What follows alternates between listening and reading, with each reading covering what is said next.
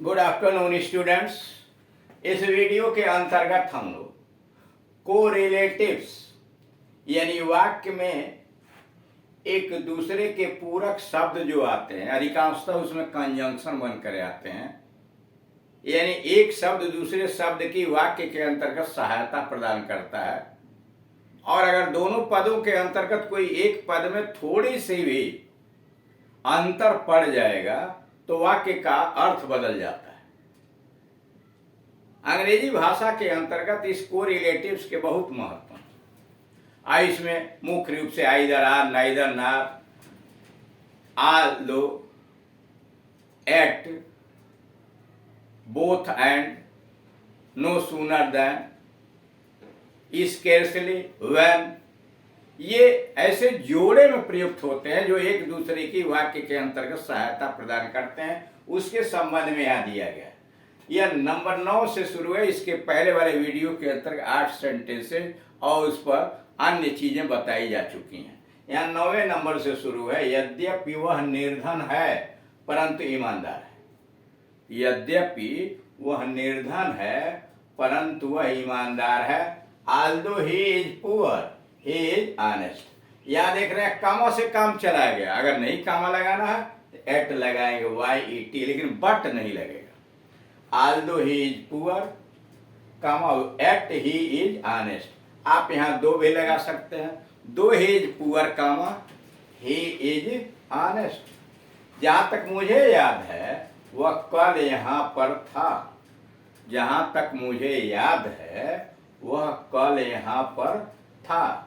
As far as I remember, जहाँ तक मुझे याद है, as far as I remember, he was here yesterday। as far as जहाँ तक I remember, जहाँ तक मुझे याद है, he was here yesterday, वह कल यहाँ था। मुझे डर है कहीं वर्षा न हो जाए।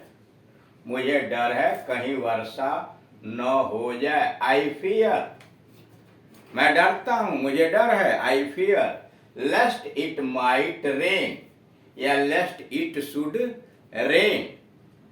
I fear lest it should rain या इट माइट रेन। थोड़ा खाओ कहीं ऐसा न हो बीमार पड़ जाओ। थोड़ा खाओ कहीं ऐसा न हो कि बीमार पड़ जाओ। लेस्ट का मतलब होता है कहीं ऐसा न हो कि, और उसके आगे शुड आता है, लेस्ट शुड। ईट लेस, थोड़ा सा खाओ, eat less. Lest you should fall ill, थोड़ा खाओ, eat less, lest you should fall ill. 12वां, छत की मरम्मत करा लो ताकि वह चू न पड़े। छत की मरम्मत करा लो ताकि वह चू न पड़े। Get the roof repaired, get the roof repaired, छत की मरम्मत करा लो। बिफोर इट शुड लीक, कहीं यह चू न पड़े। बिफोर इट शुड लीक, कर छत की मरम्मत करा लो ताकि वह चू न पड़े।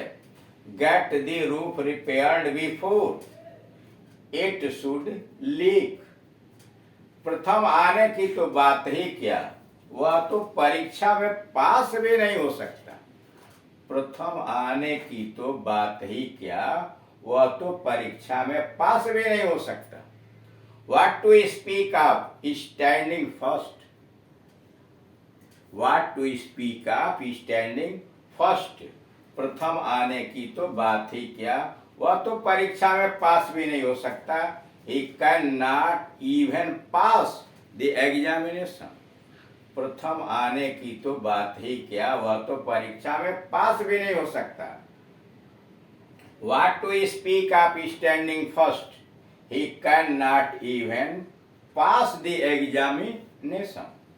अगला है, वह असफल हो जाएगा परंतु नकल नहीं करेगा। वह असफल हो जाएगा परंतु नकल नहीं करेगा। He would rather fail, वह असफल हो जाएगा परंतु नकल नहीं करेगा। He would rather fail than copy, he would rather fail than copy. या उसी को मर जाएगा लेकिन भीख नहीं मांगेगा, वह मर जाएगा लेकिन भीख नहीं मांगेगा। ही वुड रेदर डाई, वह मरना पसंद करेगा या वह मर जाएगा। He would rather die than beg, he would rather die than beg. इस लाइन में इसके रेदर देन के लिए ही वुड रेदर डाई, वह मरना अधिक पसंद करेगा लेकिन भीख नहीं मांगेगा। He would rather die than beg, यानी भीख मांगने से वह मरना अधिक पसंद करेगा। He would rather die than beg. अगला, प्रदेश के मुख्यमंत्री से कम महत्वपूर्ण व्यक्ति राष्ट्रीय झंडा फहराया। प्रदेश के मुख्यमंत्री से कम महत्वपूर्ण व्यक्ति झंडा, राष्ट्रीय झंडा फहराया। No less a person than the chief minister, प्रदेश के मुख्यमंत्री से कम महत्वपूर्ण व्यक्ति ने झंडा फहराया। मतलब वह कहना चाहता है कि प्रदेश के मुख्यमंत्री से कम महत्वपूर्ण, यानी उनसे कम महत्व का वह व्यक्ति था जिसने झंडा फहराया। तो नो लेस,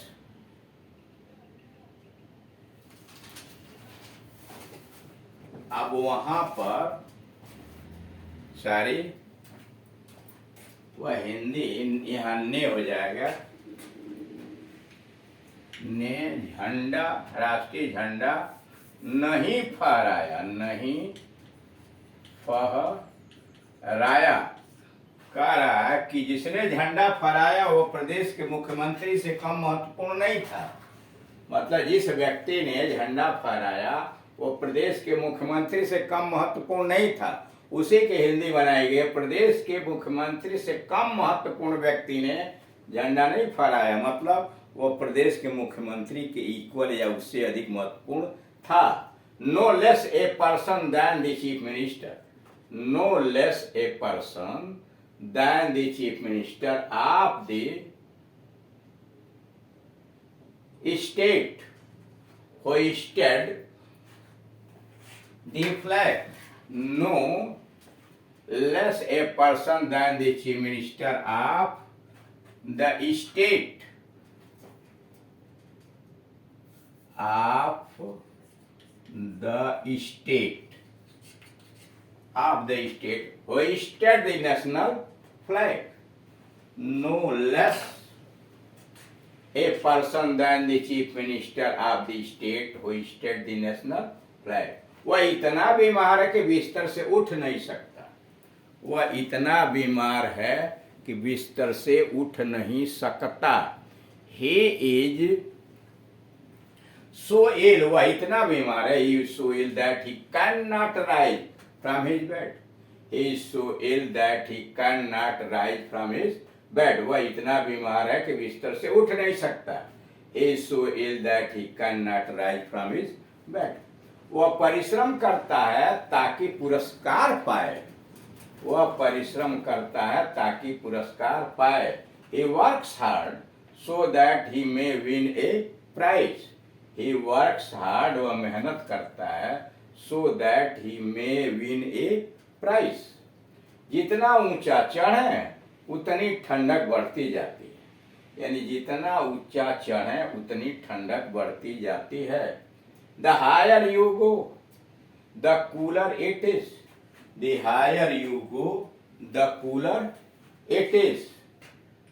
जितना ऊंचा चढ़े उतनी ठंडक बढ़ती जाती है। The higher you go, the cooler it is। जितना अधिक चढ़े उतना ठंडक बढ़ती जाती। The higher you go, the cooler it is। तुम या तुम्हारा भाई दोषी है, तुम या तुम्हारा भाई दोषी है।